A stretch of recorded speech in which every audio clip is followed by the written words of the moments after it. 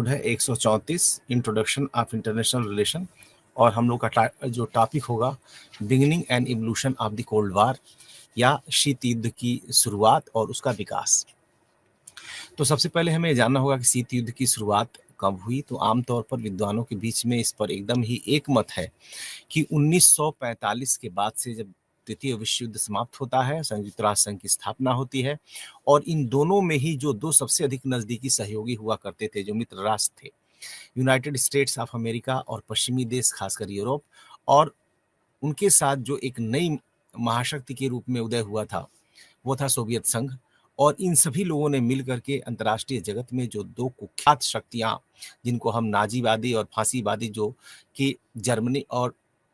Italy से आई थी, Hitler और मुसोलिनी के रूप में, उनको परास्त किया। और परास्त करने के बाद संयुक्त राष्ट्र संघ की स्थापना में Yalta conference, Potsdam conference, Tehran conference, San Francisco, इन चारों के चारों में एक दूसरे का सहयोग किया और संयुक्त राष्ट्र संघ का गठन हुआ। किंतु शीघ्र ही उन कॉन्फ्रेंसेस में ही जो बातें उभर करके सामने आई थी, दोनों पक्षों ने बारी बारी से सम्मान करना बंद किया। परिणाम क्या हुआ कि इन लोगों के बीच में परस्पर अविश्वास उत्पन्न हुआ और उस अविश्वास के कारण से इन लोगों में कन्फ्रंटेशन हुआ और उस कन्फ्रंटेशन को ही हम कोल्ड वार के नाम से जानते हैं। ये इतना सरल नहीं है कि हम केवल इसे कन्फ्रंटेशन के रूप में देखें, बल्कि इसे हमें दूसरे रूप में भी देखना होगा। वह यह है कि ये दो प्रकार की राजनीतिक, सामाजिक और सबसे बड़ी बात, ये दो प्रकार की आर्थिक व्यवस्थाएं जो अंतर्राष्ट्रीय जगत में थी। एक को हम उदारवादी, जिसे लिबरल डेमोक्रेटिक वर्ल्ड के रूप में जानते हैं, जो कैपिटलिस्ट मॉडल या कैपिटलिस्ट मोड ऑफ प्रोडक्शन, पूंजीवादी अर्थव्यवस्था के आधार पर चलती है, और दूसरा कार्ल मार्क्स के सिद्धांत पर कम्युनिस्टवादी या साम्यवादी विचारधारा के आधार पर चलती है। इन दो विचारधाराओं में भी एक लड़ाई थी। दोनों ही विचारधाराएं 1945 के बाद से जो एक नई विश्व व्यवस्था सामने आ रही थी, एक न्यू वर्ल्ड आर्डर हमारे सामने आ रहा था, उस वर्ल्ड आर्डर पे ये दोनों ही महाशक्तियां, चूंकि ध्यान रहे कि 1945 के पूर्व यूरोप में अमेरिका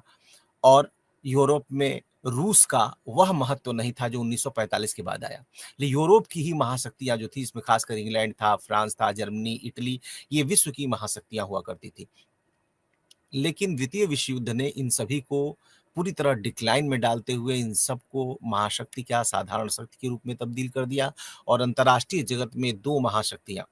सोवियत यूनियन जिसको हम यूएसएसआर के रूप में जानते हैं, ये दो सामने आती हैं। इसमें बहुत सारी अन्य चीजों का भी योगदान था, लेकिन इन दोनों महाशक्तियों के उदय होने से अंतर्राष्ट्रीय राजनीति में जो पुरानी राजनीति कोल्ड वार की चल रही थी और पुरानी राजनीति जो बैलेंस ऑफ पावर की चल रही थी वियना कॉन्फ्रेंस के आगे, वह अब एक दूसरे रूप में बदल जाती है, जो दो महाशक्तियों के बीच में, जैसा कि मैंने अभी अपने विद्यार्थियों को बताया कि उसे हम कन्फ्रंटेशन या परस्पर तनाव, एक दूसरे से लड़ाई के रूप में देख सकते हैं। लेकिन वो लड़ाई थी किस बात के लिए?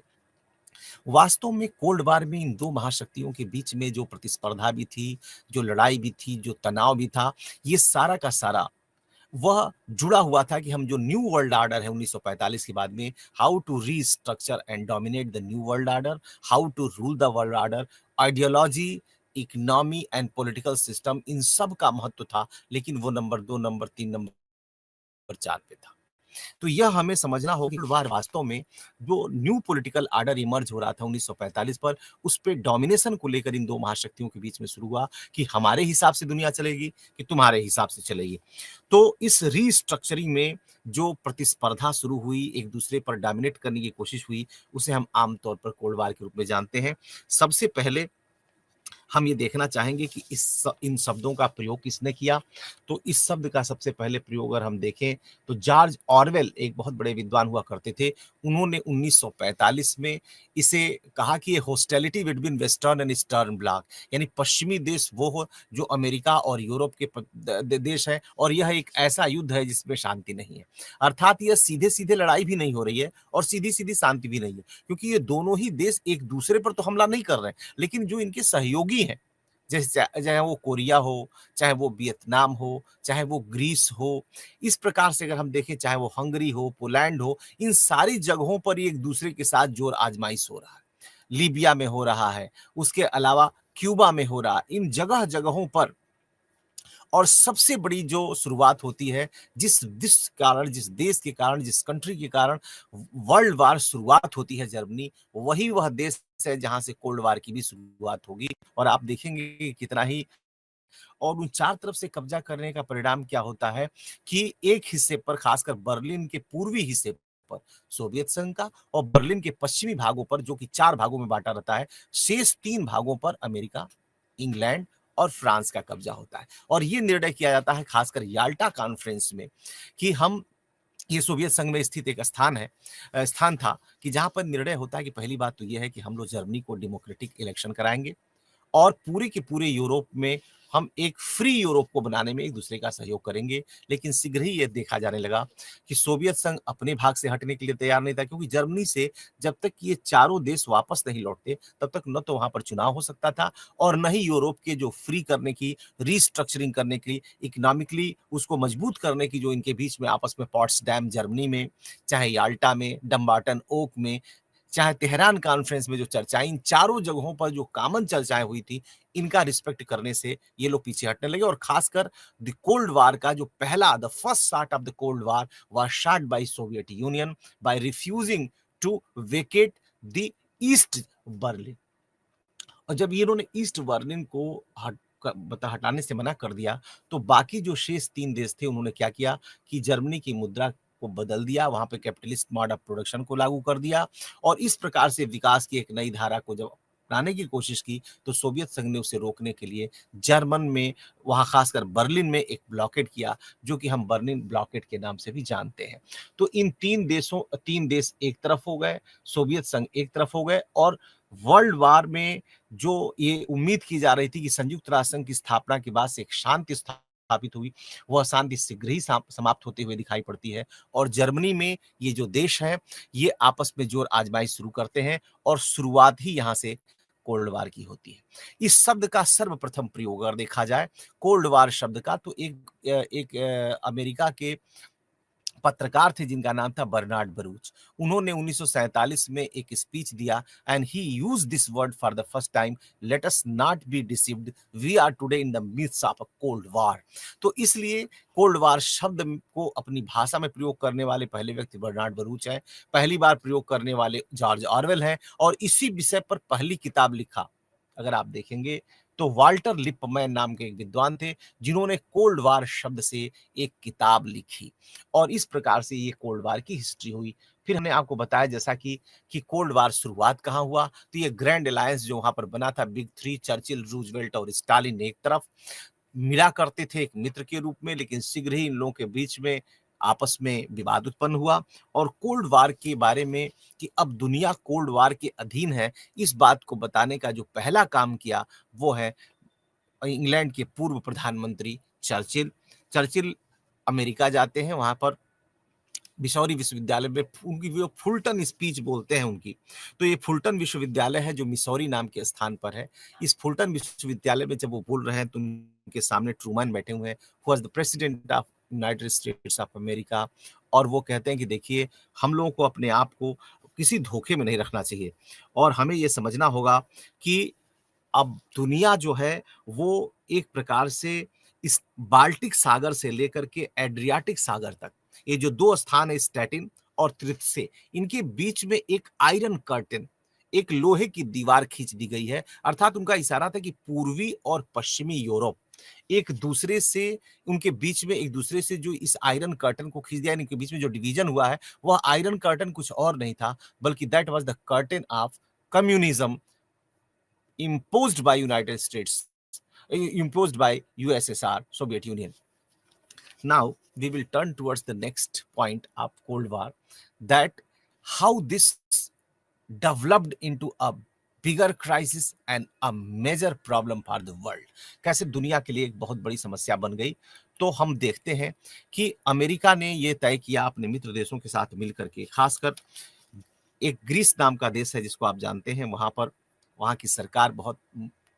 नए नए इस तरह की चुनौतियां और खासकर कम्युनिस्ट जो राइजिंग कम्युनिस्ट फोर्सेस थे, क्योंकि एक जो चीज विद्यार्थियों हम आपको शेयर करना चाहते हैं कि कम्युनिज्म अपने आप में एक फिलॉसफी तो है ही, लेकिन उसके साथ 1900 में जब सोवियत संघ में क्रांति होती है, तो वहाँ के बाद से एक नारा दिया जाता है कि हम कम्युनिज्म को we will not confine the communism in the Soviet Union only, but it will be a kind of world revolution. जब कार्ल मार्क्स बहुत पहले कहता है कि workers of the whole world unite, तो उसी चीज़ को टर्न करके और लेनिन और उनके बाद में स्टालिन, इन सारे लोग कहते हैं कि हम कंटिन्यूअस रिवॉल्यूशन कराएँगे और हम दुनिया के हर देश में कराएँगे। तो पूरे जो देश थे, छोटे-छोटे देश यूरोप में, उन सब के सामने एक बहुत बड़ा संकट था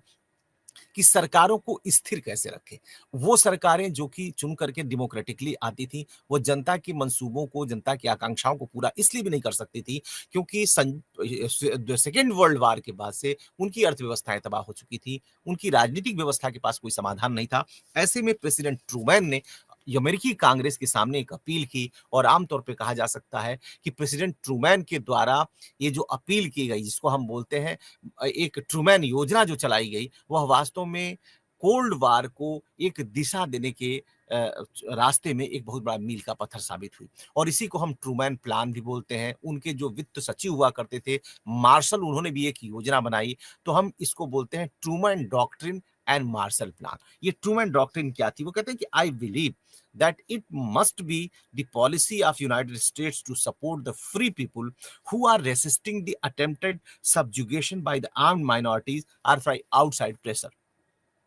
तो जो ये armed minorities and outside pressure था, ये था क्या? बेसिकली ये सोवियत संघ के द्वारा प्रोत्साहित वो शक्तियां थी जो कि स्टेबलाइज डेमोक्रेटिक प्रोसेस को डिस्टर्ब करने के लिए थी। तो ये पहला जो शॉट है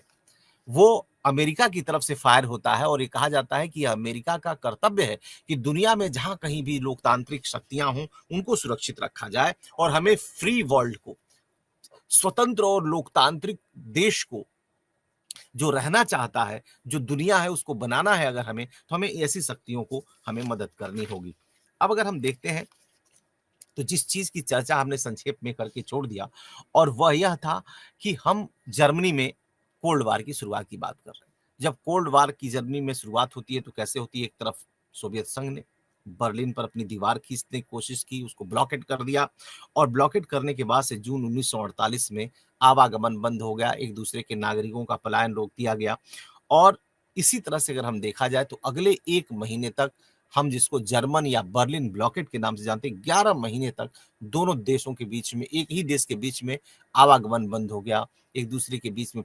वो पारगमन बंद हो गया और एक ही देश को आमतौर पर देखा जाए तो 2 देश बना दिया गया। देखते-देखते एक देश को डिवाइड करके 2 भागों में बाँट दिया गया और इसी समय हम देखते हैं कि किस तरह से सोवियत संघ को इस अपने अभियान में बहुत हार का सामना करना पड़ता है, जब पश्चिमी देश यूनाइटेड होकर के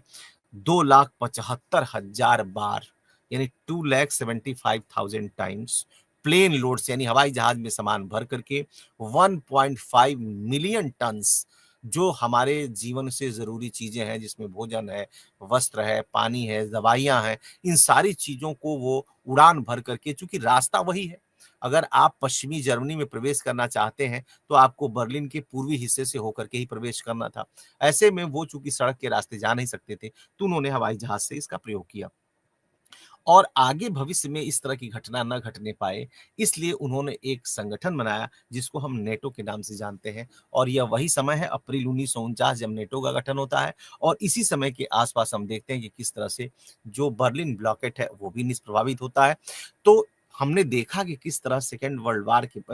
वार के समाप्त होने के बाद से जब दुनिया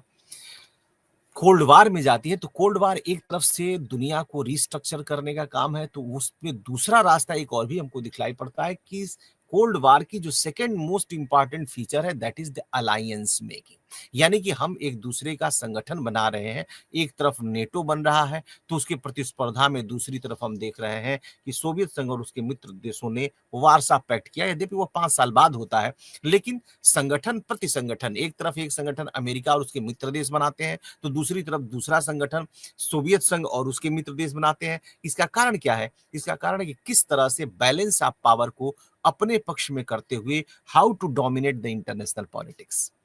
तो इसको करने के लिए रास्ते और क्या थे? मान जन जन नुकसान हुआ जो बहुत अनाय था, बहुत दुर्भाग्यपूर्ण था, लेकिन अब एटम बम एक अस्त्र के रूप में हमारे सामने आ चुका था। जिस तरह पुराने जमाने में भारत में ब्रह्मास्त्र हुआ करता था, तो एक एटम बम आया सामने। अब अमेरिका के इस एटम बम का जवाब रूस के पास कुछ भी नहीं था। इसलिए जो सोवियत संघ या जो वर्तमान में रूस है, उसने पूरी तरह से अपनी ताकत झोंकते हुए एटम बम बनाने की कोशिश की और वो लगभग 5 साल बाद सफल हो गया। 1949 में उसने भी अपने एटम बम का परीक्षण किया। तो आप देखिए, एक तरफ संगठन बन रहे हैं, नेटो बन रहा है, तो दूसरी तरफ 1949 में एक घटना और भी घटती है जो शीत युद्ध की दिशा को प्रभावित करेगी। और वो घटना घटती है, सोवियत संघ को एक बहुत बड़ा मित्र मिलता है चाइना के रूप में, जब उनके यहाँ अक्टूबर रिवॉल्यूशन 1949 में होती है और वे लोग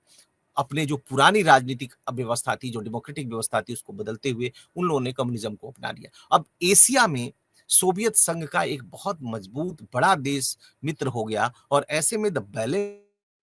साउथ ईस्ट इसमें साउथ और एशिया के देश जोड़ने की कोशिश की, इसमें ईरान को भी शामिल करने की कोशिश की, इसमें इराक को भी शामिल करने की कोशिश की और इसको हम बगदाद पैक्ट के नाम से भी जानते हैं। बाद में इससे जो है वो इराक बाहर निकल गया and then this was turn into CENTO. तो हम देख रहे हैं कि किस तरह संगठन के बाद संगठन बनाया जा रहा है। दूसरी तरफ अगर एक तरफ प्रेसिडेंट ट्रूमैन और उनके जो आर्थिक सलाहकार हुआ करते थे, उन्होंने जब एक योजना चली मार्शल प्लान के रूप में, तो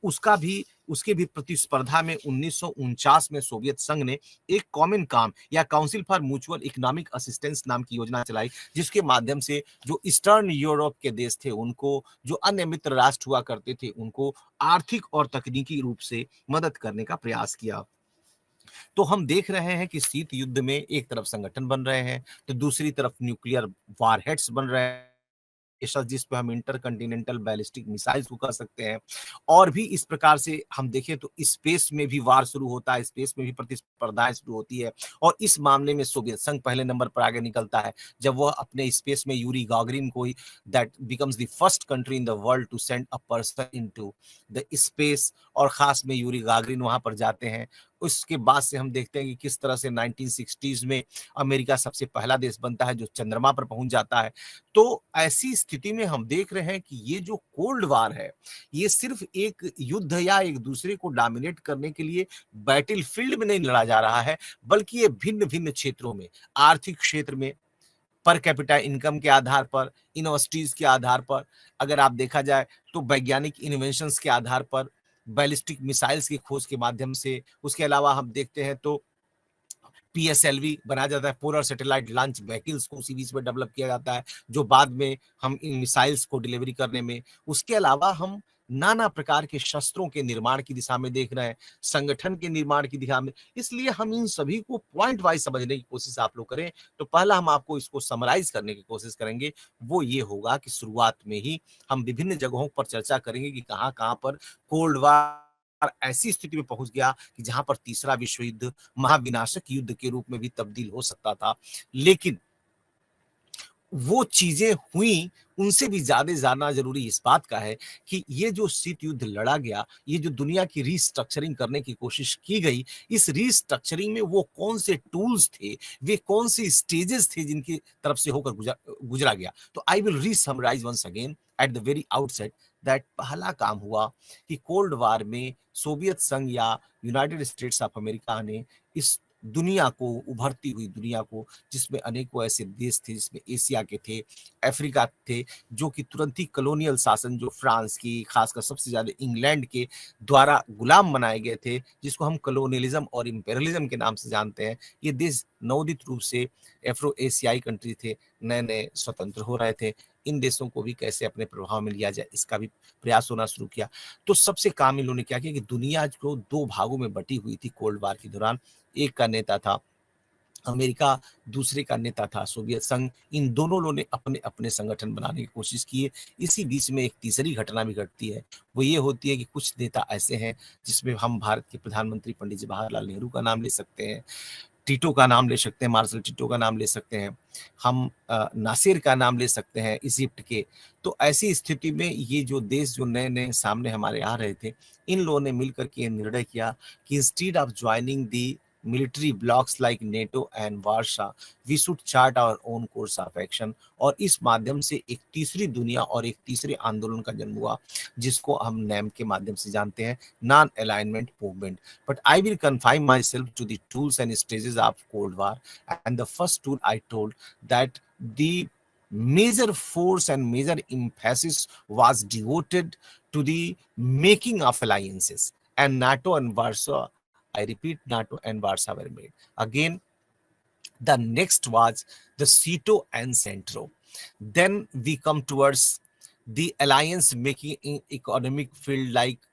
in late 60s we see how the ASEAN is emerging somewhere. Therefore, Atlantic Treaty is being created and APEC is being created. So economic and political, apart from the military blocks like NATO and Warsaw, we see the emergence of the economic blocks also. So alliance making cannot be confined to the field of military alliances, but rather it was spread to the economic and social alliances also. Second was the arms race, जिसको मैंने बताया कि किस तरह से nuclear स्पर्धा भी शुरू हुई। पहले एटम बम बनाने की कोशिश हुई, फिर 1950s में हाइड्रोजन बम बनाने की कोशिश हुई, और अमेरिका और सोवियत संघ ने 5-6 महीने के अंतराल में हाइड्रोजन बम का भी परीक्षण कर लिया। उसके बाद स्पेस को डैमेज करने की कोशिश की गई, जो सोवियत संघ और अमेरिका के बीच में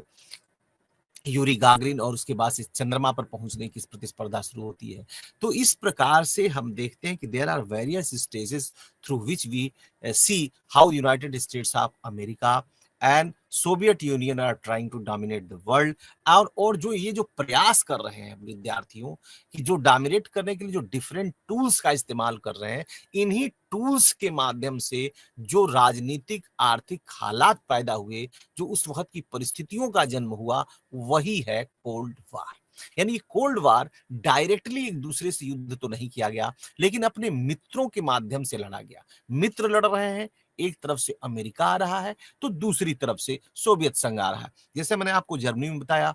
अब जर्मनी तो एक ही देश था जिसको दो भाग में बांटा गया, लेकिन जो नेक्स्ट स्टेज आता है दैट इज कोरिया। और कोरिया एक ऐसा देश है जब 1950 में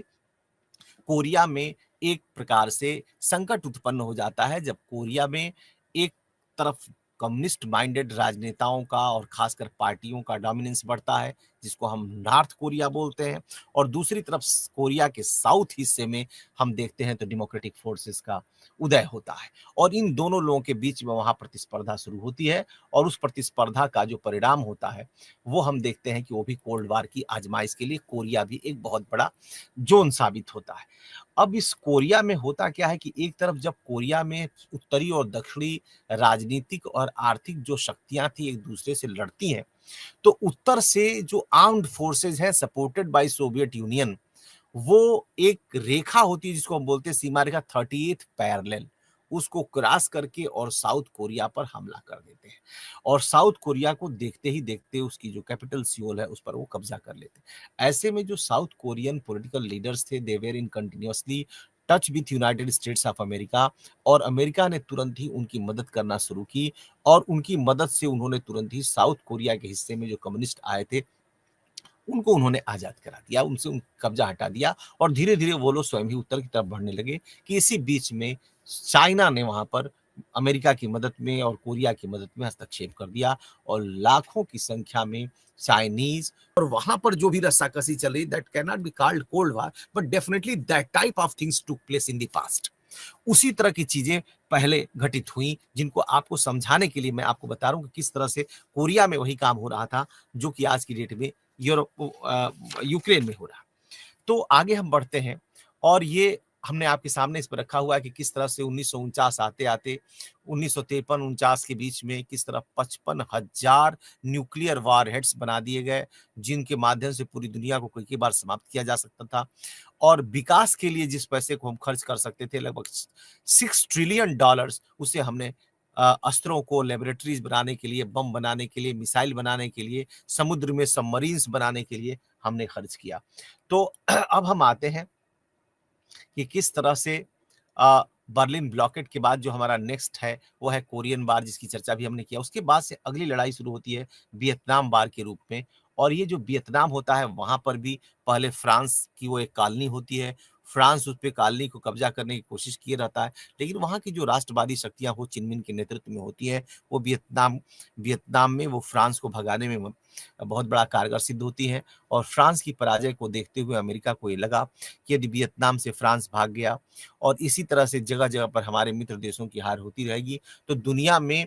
एक नई समस्या खड़ी होगी and that is called the domino effect. ये वास्तव में उस वक़्त के जो अमेरिकी राष्ट्रपति थे, उनका नाम था आइज़नहावर। तो आइज़नहावर ने इस सिद्धांत जिस तरह से भी हमने आपको बताया कि किस तरह से प्रेसिडेंट ट्रूमैन ने भी एक सिद्धांत दिया था कि हमें सोवियत संघ को रोकना है। That was called containment of communism. विद्यार्थी इसको ज़रूर ध्यान दीजिएगा कि जिस पॉलिसी को प्रेसिडेंट ट्रूमैन ने चलाया था, उसको हम बोलते हैं कंटेनमेंट ऑफ कम्युनिज़्म या साम्यवाद की जो शक्ति है सोवियत संघ की, उसको रोकना, उसे अवरुद्ध करना, निषिद्ध करना। अब जो आगे की परिस्थितियाँ होती हैं, वो परिस्थितियाँ ऐसी होती हैं कि विद्वान जो हैं, ख़ासकर अमेरिका के एक विद्वान हुआ करते थे, जो कि नेशनल सिक्योरिटी एडवाइज़र भी थे। उस वक़्त के जो तत्कालीन राष्ट्रपति प्रेसिडेंट आइज़नहावर थे, उनका नाम था जॉन फॉस्टर डलेस और उनका ये कहना था कि ये जो पॉलिसी ऑफ कंटेनमेंट है, उसका कोई फ़ायदा नहीं हो रहा है और पूरी की पूरी तरह से ईस्टर्न यूरोप पर कब्ज़ा कर लिया सोवियत संघ ने। उसका प्रभाव एशिया में चाइना होते हुए अन्य देशों पर, खासकर नॉर्थ कोरिया पर, अन्य देशों पर पड़ रहा है। वह वेस्ट एशिया को भी प्रभावित करने की कोशिश कर रहा है। इसलिए हमको ये जो टिमिड और बहुत ही लिमिटेड जो पॉलिसी है, द पॉलिसी ऑफ कंटेनमेंट को छोड़ करके हमको पॉलिसी ऑफ डायरेक्ट कन्फ्रंटेशन, हमें सीधे बजाय मित्रों के माध्यम से सोवियत संघ को रोका जाए, हमें सोवियत संघ को सामने से आके रोकना पड़ेगा। यानी कि we have to adopt the direct confrontation. और इसके लिए हमें क्या करना है कि if we are forced then we have to use the massive retaliation. एक शब्द इस्तेमाल किया गया कि मैसिव रिटेलिएशन, हमें मिसाइल्स के माध्यम से और एटम बम के माध्यम से, हाइड्रोजन बम के माध्यम से सोवियत संघ पे हमले भी करने चाहिए, क्योंकि अगर हम लोगों ने रोका नहीं तो कुछ ही दिनों के भीतर वो पूरी दुनिया पर कब्जा कर लेगा। तो ये जो डॉक्ट्रिन हमारे सामने आई, ये बहुत ही डेंजरस थी और इसको हम मैड सिद्धांत के रूप से भी जानते हैं, म्यूचुअली अस्योर्ड डिस्ट्रक्शन। क्योंकि आप जानते हैं कि एटम बम का प्रयोग यदि अमेरिका सोवियत संघ के लिए करता या उलट के देखा जाए सोवियत संघ अगर अमेरिका के लिए करता, तो ऐसी स्थिति में दोनों ही देश परस्पर विनाश की तरफ बढ़ जाते, क्योंकि यह एक ऐसा अस्त्र है जो महाविनाशक अस्त्र, वेपन ऑफ मास डिस्ट्रक्शन, या जिसको हम बोलते हैं WMD। तो ये जो WMDs का डेवलपमेंट हुआ था कोल्ड वार के दौरान, बेसिकली ये मानवता के विनाश करने के लिए ये शस्त्र है। तो लेकिन अब आप देखिए कि सत्ता के बहुत ही ऊंचाई पर बैठा हुआ व्यक्ति भी गलत सलाह दे रहा है कि हमें मैसिव रिटेलिएशन करना चाहिए। तो आइजनहावर ने इस सिद्धांत को दूसरे रूप से बढ़ाया और कहा कि भाई देखिए, हमें सोवियत संघ के मूव्स पर ध्यान देना होगा और जिस तरह से वह एक के बाद एक अपना डोमिनेशन बढ़ा रहा है, अगर वो वियतनाम भी जीत गया तो इसको पूरे जो रेस्ट ऑफ एशिया है, यानी जो ईस्ट और फार ईस्ट है एशिया का, जो उसके बाद से चाइना अनवर्ड जो एशिया है, साउथ ईस्ट एशिया है, इन सब पर धीरे धीरे उसका प्रभाव बढ़ जाएगा। इसको बोलते हैं डोमिनो इफेक्ट। तो अब डोमिनो इफेक्ट को रोका कैसे जाए, तो इसके लिए एक सिद्धांत दिया गया, ब्रिंकमैन सिद्धांत। ब्रिंकमैन सिद्धांत यह है कि हमें सोवियत संघ को तब तक पीछे ढकेलना होगा जब तक कि वो कंसेशंस को ग्रांट करने के लिए मजबूर ना हो जाए। या तो वह युद्ध करे, लेकिन चूंकि उसके पास रिसोर्सेज इतने हैं नहीं, दूसरी तरफ नेटो के माध्यम से आधा से अधिक बल्कि 90% जो यूरोप की कंट्रीज हैं, they are behind the they are behind basically United States of America. इसमें नए एडिशन के रूप में टर्की आ जाता है, इजिप्ट आ जाता है और खासकर टर्की और ग्रीस के आ जाने के बाद से सोवियत संघ के मित्र देशों में खलबली है। फिर हम देखते हैं कि लेट 50s में धीरे धीरे जो सोवियत संघ के कई मित्र देश हुआ करते थे, वो अगर आप चेकोस्लोवाकिया को देखिए वहां पर भी, हंगरी को देखिए वहां पर भी, ये सारे के सारे देश धीरे धीरे सोवियत संघ के प्रभाव से बाहर निकलने की कोशिश कर रहे हैं और सोवियत संघ का जो प्रभाव था ईस्टर्न यूरोप के देशों पर भी धीरे धीरे कमजोर पड़ने लगता है। तो हम सोवियत संघ के ग्रिप को भी देख सकते हैं कि कमजोर पड़ रहा है और उस चीज को अमेरिका और उसके मित्र देश बहुत ही क्लोजली वॉच कर रहे हैं। तो अमेरिका का ये कहना था कि हमें अपने मित्र देशों के माध्यम से सोवियत संघ को केवल घेरना ही नहीं है, बल्कि इनको कई कई जगहों पर मजबूर करना है पीछे हटने से, and that is called the theory of brinkman, कि हम उन्हें ढकेले पीछे कि या तो वो हमसे युद्ध करने के लिए तैयार हो जाए या फिर वो हमें कंसेशन ग्रांट करें। चूंकि सोवियत संघ युद्ध करना चाहेगा नहीं, वो कंसेशन ग्रांट करेगा, ऐसे लिए हमको इनको फोर्स करना चाहिए। और हम देखते हैं कि जैसे ही आइजनहावर हटते हैं और अमेरिका के एक नए प्रेसिडेंट सामने आते हैं जिनका नाम है रिचर्ड निक्सन, उनके समय में एक घटना होती है और उस घटना को हम जानते हैं क्यूबा मिसाइल क्राइसिस के नाम से। बच्चों, तो कोरिया, वियतनाम के बाद से अब हमारे सामने एक नई घटना आती है, वो होती है ये 1962 की घटना है। यह वही घटना है जिसका फायदा उठाकर चीन ने भारत पर हमला किया था। इसलिए इस घटना को ज़रूर जानिएगा कि क्यूबा मिसाइल क्राइसिस का भारत से भी बहुत बड़ा लेना-देना है। वो ये है कि क्यूबा 1962 में पता लगा, जो स्पाई प्लेन्स उपग्रह जो अमेरिका ने लगा रखे थे ऊपर, on the brink of nuclear war, where the two nuclear countries, nuclear loaded countries, nuclear rich country, as I have just told, that 55,000 nuclear warheads, in which the majority were in the possession of United States of America, whereas at least 40 to 50% missiles were also developed by Soviet Union. Therefore, this crisis, Cuban Missile Crisis, might have translated into a major war, and that devastating war where the millions of people could have died by simple use of that atomic bomb or hydrogen bomb. And this threat was no simple threat. Soviet union को ये लग गया कि अगर हमने इसको resist करने की कोशिश की तो हमारे और अमेरिका के बीच में एक तरह से न्यूक्लियर वार होगा और लाखों लोग मर जाएंगे। ऐसी स्थिति में उसने अपनी मिसाइल्स हटा ली और कोल्ड वार में एक बहुत मेजर विक्ट्री थी अमेरिका की क्यूबा मिसाइल क्राइसिस के माध्यम से। लेकिन दूसरी तरफ हम देखते हैं कि किस तरह United States of America Vietnam युद्ध में फंसा हुआ था। इसलिए ये जो किसी की कहीं जीत हो रही है, कहीं किसी कोई पीछे हट रहा है, इससे हम नहीं कह सकते हैं कि तुरंत ही आउटराइट विक्ट्री एक देश को मिल गया और दूसरा देश पीछे हट गया। बल्कि क्यूबा मिसाइल क्राइसिस ने काम किया कि इन दोनों देशों को यह सोचने पे मजबूर, हम लोग अपने इन्हीं कदमों पर, अर्थात हम अलायंस पे अलायंस बनाएंगे, हम न्यूक्लियर वार हेड्स को बनाएंगे, मिसाइल्स को बनाएंगे, सबमरीन्स को डेवलप करेंगे। तो ऐसी स्थिति में हम लोग एक दूसरे के लिए महाविनाशक साबित हो सकते हैं और किसी दिन गलती से ही सही युद्ध अगर शुरू हो गया तो दोनों ही देश और साथ में बहुत सारे देश बचेंगे नहीं। ऐसे में हम लोगों को शांत मन से एक निगोशिएटिंग टेबल पे आना चाहिए और इसका परिणाम हम देखते हैं कि धीरे धीरे दोनों ही देश बहुत सारे अस्त्र बनाते बनाते थक चुके थे। बहुत सारे अपने ज़रूरी जो रिसोर्सेज थे, जिनको दवाइयों के विकास में, तकनीकी के विकास में, अपने देश की इंफ्रास्ट्रक्चरल डेवलपमेंट में, एजुकेशनल डेवलपमेंट में, हेल्थ के इम्प्रूवमेंट में जो लगा सकते थे, वो पैसा ये लोग अपने वारहेड्स में खर्च कर रहे थे। Then realization came down, they started talking to each other. इन दोनों देशों के बीच में हार्टलाइन की स्थापना हुई। रिचर्ड निक्सन से और तात्कालीन वहाँ के जो राष्ट्रपति ख्रुश्चेव हुआ करते थे, उनके बीच में मित्रता डेवलप हुई। दोनों ही देश एक दूसरे से मिलना जुलना शुरू किए और इस प्रकार अगले 5 से 6 साल के भीतर एक नया इन लोगों के बीच में शांति और मित्रता, मैत्रीपूर्ण संबंध स्थापित हुए, जिसको हम फ्रेंच भाषा में डेटेंट या हम तनाव शिथिलता या तनाव शैथिल्य के नाम से जानते हैं। इसके भी 2 पार्ट हैं। एक तनाव शिथिलता जो सोवियत संघ और अमेरिका के बीच में होती है और दूसरी तनाव शिथिलता वो है जो कि चाइना और अमेरिका के बीच में होती है। इन दोनों की बहुत ही संक्षेप में हम आपसे चर्चा करेंगे और इसी के साथ हम बताएंगे कि किस तरह से शीत युद्ध समाप्त होता है।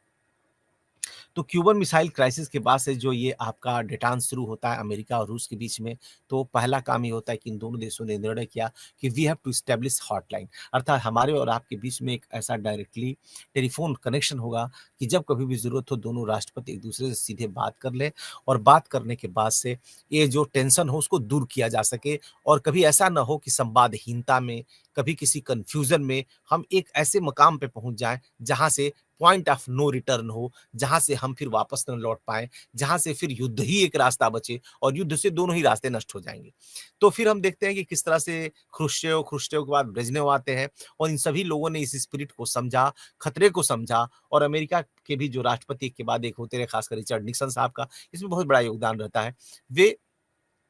अमेरिका को और रूस को नजदीक लाते हैं और एक प्रकार से तनाव कम होता है, तनाव का प्रशमन होता है। ठीक इसी बीच में अमेरिका ने कहा कि सोवियत संघ को मित्रता करके ही सिर्फ हम कमजोर नहीं कर सकते या शांत कर सकते हैं, बल्कि सोवियत संघ को हमें और कमजोर करना होगा और इसके लिए उसने क्या किया कि चीन और सोवियत संघ के बीच में जो कुछ भी थोड़ा बहुत मत विभिन्नता थी उसको और बढ़ाने में मदद किया और साथ में एक सीक्रेट डिप्लोमेसी, जिसको हम पिंग पोंग डिप्लोमेसी के नाम से जानते हैं, दोनों ऐसे दूसरे के यहाँ टेनिस की टीम्स जाया करते थे। चाइनीज़ भाषा में टेबल टेनिस को पिंग पोंग बोलते हैं और दुनिया ये जानती रही कि इनके देश के खिलाड़ी एक-दूसरे के यहाँ आ जा रहे हैं। बेसिकली उनके माध्यम से बहुत सारे अधिकारी एक-दूसरे की तरफ गए, बड़े-बड़े डिप्लोमेट्स एक-दूसरे के यहाँ गए, कभी कोच बनकर गए, कभी खिलाड़ी बन कर के गए। इसको हम ट्रैक 2 और ट्रैक 3 डिप्लोमेसी के नाम से जानते हैं और इन दोनों के माध्यम से ये दोनों देश एक-दूसरे से मिले और आप आश्चर्य करेंगे कि जब 1949 में चाइना में क्रांति होती है, तो अमेरिका ने उसको संयुक्त राष्ट्र संघ का मेंबर नहीं बनने दिया, बल्कि उसकी जगह जो आज की डेट में ताइवान है, उसको मेंबर बनने दिया। और 1969 तक 1970 तक अमेरिका ने कंटिन्यूअसली विरोध करके उसको संयुक्त राष्ट्र संघ का सदस्य नहीं बनने दिया। साथ में दोनों देशों का एक दूसरे से कोई राजनयिक संबंध नहीं था, एक दूसरे के यहाँ ना कोई एम्बेसडर था, ना कोई चार्ज डी अफेयर था और एक दूसरे की शत्रुता पर आधारित। 1972 में अमेरिकी राष्ट्रपति रिचर्ड निक्सन जब बीजिंग पहुंचते हैं, उस वक्त पेकिंग है और माओ से मिलते हैं और पूरी दुनिया अगले दिन भौचक हो जाती है कि अरे ये कैसे हो गया कि वो देश जो एक दूसरे के यहाँ अपना एम्बेसडर तक नहीं रखे थे, वो देश एक दूसरे की शत्रुता जो है कोरियन वार से लेकर आगे तक दो खेमों में बटे हुए थे, वे अचानक यहाँ पर पहुंच गए। इसको हम पिंग पोंग डिप्लोमेसी की सफलता या डेटेंट पार्ट 2 के माध्यम से, जिसको हम रेप्रोचमेंट शब्द का, चूंकि चाइनीज डेटेंट शब्द का प्रयोग करना नहीं चाहते हैं, इसको हम देता बोलते हैं, बल्कि वो उसकी जगह पर दूसरा शब्द इस्तेमाल करते हैं, रैप्राशमा, अर्थात शांति की स्थापना होना, चाहे एक दूसरे से मित्रता मैत्रीपूर्ण संबंधों की स्थापना होना। और चाइना से मित्रता होने के साथ साथ ही चाइना ने जो अपनी कम्युनिस्ट मोड ऑफ प्रोडक्शन था उसको छोड़ दिया। तो पॉलिटिकली तो चाइना आज भी कम्युनिस्ट है, लेकिन इकोनॉमिकली उसने कैपिटलिज्म को अपना लिया। और बड़ा फेमस वहां के जो पूर्व राष्ट्रपति थे देंग शाओपिंग, उन्होंने कहा भाई देखिए, बिल्ली चाहे काली हो चाहे लाल हो, अगर वो चूहे को पकड़ती है तो बिल्ली हमारे काम की है। इसका मतलब इकोनॉमिक सिस्टम, चाहे वो कम्युनिस्ट सिस्टम हो, चाहे कैपिटलिस्ट सिस्टम हो, अगर वो देश की जनता के लिए, उसकी समृद्धि में, उसके विकास में योगदान कर रहा हो, तब तो ठीक है और नहीं तो बेकार है। तो इस प्रकार ये देखिए, सामान्य बात नहीं है। अमेरिका की एक बहुत बड़ी सफलता मानी जाएगी क्यूबन क्राइसिस के बाद से कि वो चाइना जो उसके बहुत बड़े शत्रु के रूप में विकसित हो रहा था, उसको अपना शिष्य उसने बना लिया। कम्युनिस्ट सिस्टम से उसको हटाकर कैपिटलिस्ट मोड ऑफ प्रोडक्शन का रास्ता उसको पढ़ाया और धीरे-धीरे वही चाइना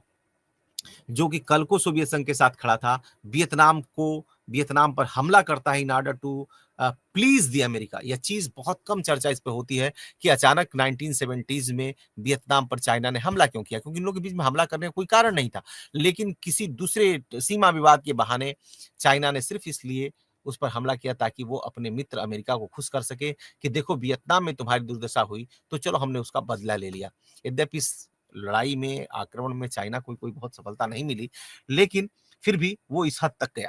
ऐसी स्थिति में हमें देखना होगा कि शीत युद्ध का जो पहला चरण है, यानी कि फ्रॉम 1945 टू 1967-68 तक चलता है, उसके बाद शीत युद्ध का पहला चरण समाप्त होता है। खासकर तब जब 1979 में, मतलब ये समझिए 10 साल का हम ग्रैंड पीरियड कर सकते हैं आप शांति। उसके बाद से सोवियत संघ ने अफगानिस्तान में हस्तक्षेप किया और इसको हम कोल्ड वार पार्ट 2 कह सकते हैं। कोल्ड वार पार्ट 2 फिर शुरू हुआ, लेकिन इस बार ये थोड़ा डिफरेंट था। वो ये था कि इनके मित्र देशों ने एक दूसरे से अपनी दूरी बना ली और ये लड़ाई इन्हीं लोगों के बीच में थी। 1990 आते-आते जर्मनी में भी काफ़ी बदलाव होते हैं। जर्मन की वो दीवार जो कि 1969 में 68-69 में खींची गई थी, वो दीवार भी टूट जाती है और दीवार टूटने के बाद से हम देखते हैं कि जर्मनी का एकीकरण होता है। यानी कि 2 बड़ी घटनाएँ होती हैं। कोल्ड वार की शुरुआत में कर जर्मनी का डिवीज़न होता है और सोवियत संघ एक बहुत बड़े देश के रूप में सामने आता है। और जब कोल्ड वार खत्म होता है 1990 में, तो हम देखते हैं कि किस तरह वह बटी हुई जर्मनी एक हो जाती है और किस तरह सोवियत संघ जो इतना बड़ा देश है, वो विखंडित हो जाता है। यानी कि शीत युद्ध यानी एंड ऑफ कोल्ड वार की 2 बड़ी घटनाएँ होती हैं। Unification of Germany and disintegration of Soviet union. और 1990-91 में सोवियत संघ एक देश से बट करके 15 देशों में बंट जाता है और इसके माध्यम से शीत युद्ध का अंत होता है। तो विद्यार्थियों, इस शीत युद्ध के अंत होने में बहुत सारे विद्वानों ने कहा कि जो रूस के राष्ट्रपति थे उस वक्त के गोर्बाचोव, उन्होंने 2 चीजें निकाली थी। एक था ढांचागत सुधार, जिसको हम पेरेस्ट्रोइका के माध्यम से जानते हैं, और दूसरी तरफ जिस तरह से चर्चिल कहते थे कि भैया देखिए, सब जो सोवियत यूनियन का सिस्टम है वो बहुत ही क्लोज्ड है, आयरन कर्टेन की तरफ से है, तो उसके भीतर क्या होता है उनके देश में वो हम नहीं जान पाते हैं। तो मिखाइल गोर्बाचोव ने उनके इस आरोप को समाप्त करने के लिए एक नई पॉलिसी ऑफ ओपेननेस या ट्रांसपेरेंसी लेकर के आए, जिसको हम बोलते हैं ग्लासनोस्ट। तो 1987 में इनका आगमन होता है, इनको शीघ्र ही नोबेल पीस प्राइज भी दिया जाता है और इन्होंने अमेरिका और रूस को नजदीक लाने में भी कोशिश किया। लेकिन जिन 2 पॉलिसीज़ को इन्होंने सोवियत यूनियन को मजबूत बनाने के लिए किया, क्योंकि आप जानते हैं किस तरह से न्यूक्लियर वॉरहेड्स को बनाने में सोवियत संघ का अमेरिका से प्रतिस्पर्धा करने में आर्थिक रूप से दिवालियेपन तक पहुंच गया था। तो आर्थिक रूप से समृद्धि लाने के लिए पेरेस्ट्रोइका और दुनिया यह देखे कि सोवियत संघ कोई क्लोज्ड सिस्टम नहीं है बल्कि ओपन सिस्टम है। उन्होंने 2 नीतियां चली थी, ग्लासनोस्ट की एक नीति चली और ये दोनों ही नीतियां शायद सोवियत संघ के लिए बहुत फायदेमंद साबित नहीं हुई और सोवियत संघ 15 भागों में टूट गया। इस प्रकार विद्यार्थी देखते हैं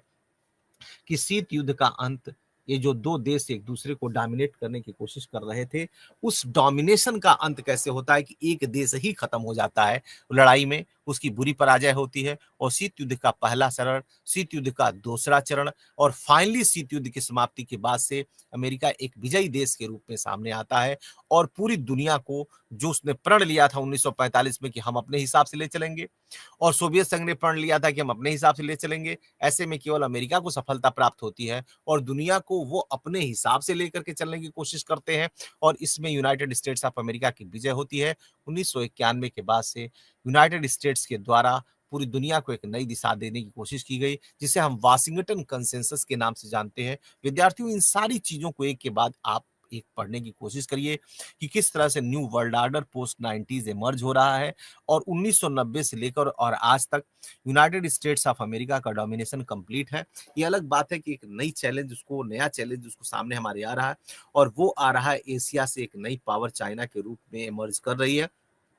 जो कि सुपर पावर स्टेट तक पहुंच चुकी है और सुपर पावर स्टेटस तक पहुंच जाने के बाद एक साथ दुनिया में 2 सुपर पावर जब रहती हैं तो उन दोनों के बीच में प्रतिस्पर्धा होना स्वाभाविक है। इस बार ये शीत युद्ध में कन्वर्ट होगा कि इसका कोई और स्वरूप होगा, ये कह पाना बड़ा मुश्किल है। लेकिन निश्चित रूप से फिर से जब हमने अभी देखा कि सन 2020 में जब दुनिया महामारी की शिकार हुई है, जहां पर पेंडेमिक आती है जिसको आप जानते हैं कि कोविड बोलते हैं और कोविड-19 के माध्यम से हम जानते हैं, तो ये जो कोरोना वायरस का आगमन हुआ पूरी दुनिया में महामारी फैल गई। उसके बाद 1920 में जब धीरे-धीरे वो खत्म होता है 21 में, तो फिर से एक वही काम शुरू हुआ जो 1945 में शुरू हुआ कि हम किस तरह से पूरी दुनिया को, यानी कि how to restructure the world. Now the competition is between America which has already has got its philosophy of economics, its philosophy of political system, its philosophy of democracy known to the world. Whereas China is emerging, China is challenging the dominance of America, and now we see the world is entering into a different terrain where China and America both are trying to dominate. Let's see what happens. So this is all for today. Hope you have enjoyed this lecture, and I hope that you will give your reactions, your feedbacks. Thank you very much. उसको share करेंगे और आप लोग उस PPT को पढ़िए और पढ़ने के बाद से हमको शेयर करिए कि आपने क्या इसको समझने की कोशिश की, कहाँ आपको समस्याएं आ रही हैं। ऐसी स्थिति में हम उनका निराकरण अपने अगले लेक्चर में करेंगे और अगले लेक्चर में आकर के हम सेकेंड वर्ल्ड वार के बाद से जो ये पहला स्टेज है, उसके बाद दूसरा स्टेज 1990 के बाद से इमर्जिंग वर्ल्ड ऑर्डर है, उस पर आपके साथ चर्चा की जाएगी। हम तब तक आपके प्रश्नों का, आपके फीडबैक की प्रतीक्षा करेंगे। हम